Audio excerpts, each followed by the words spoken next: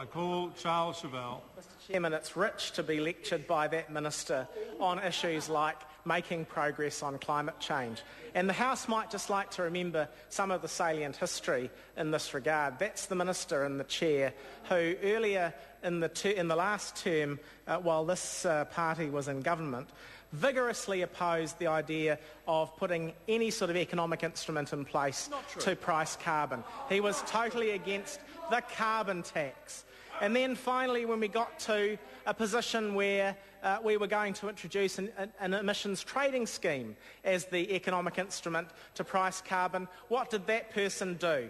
That's right. He voted for the first reading. He then came along to the Select Committee and behaved about as obstructively as anybody possibly could in his position. And then complained about the process ad infinitum. Was responsible, as part of his wonderful blue-greens agenda, for producing a waffly six-point document that gave them the intellectual respectability, they thought, to vote against the emissions trading scheme at its second and third readings. And then what happened?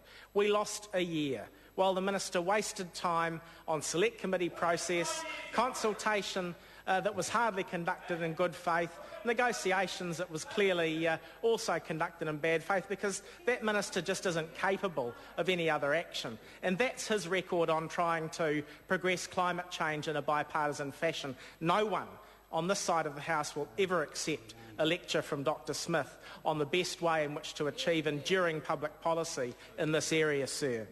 Sir, if Labour were in government, we would be implementing an emissions trading scheme which actually reduced emissions rather than this Mickey Mouse fig leaf that we have in place at the moment, that all the experts say will simply lead to a rise in emissions. Our international negotiators can't say how New Zealand will get domestic emissions down when they're put on the spot at international conferences, because, sir, there is no plan.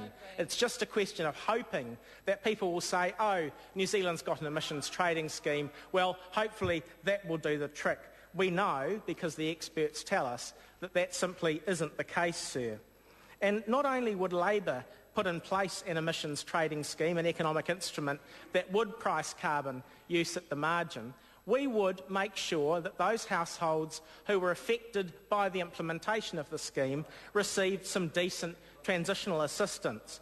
Those ordinary Kiwis affected by price changes because of the implementation of the scheme would get a bit of a hand, because there would be the auctioning of permits under our scheme, sir. What would happen through the auctioning of permits? Well, there would be revenue available not only for such transitional assistance, but to make the change to a lower pollution economy. We all know we need to do it, and all that minister does by delaying the evil day on which we start to put in place proper complementary measures to assist the economy to make that measure is load future prices on future generations. Just what the National Party does across multiple areas of public policy, superannuation, you name it, sir. It's putting it on the never-never so that the next generation will have to pay the bill, and you can get tax cuts now in an attempt to buy an election in a year's time. Well, sir, people will see through that.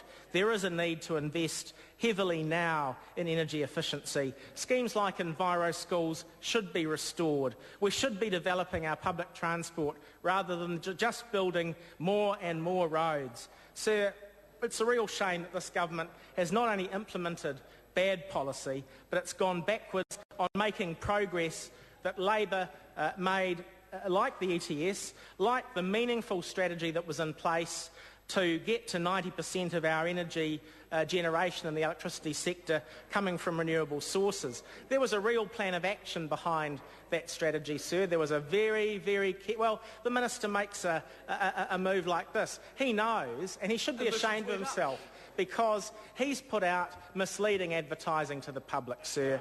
He knows that the reason that there were more fossil fuel plants built between 2000 and 2008 was because of the effect of the Bradford reforms.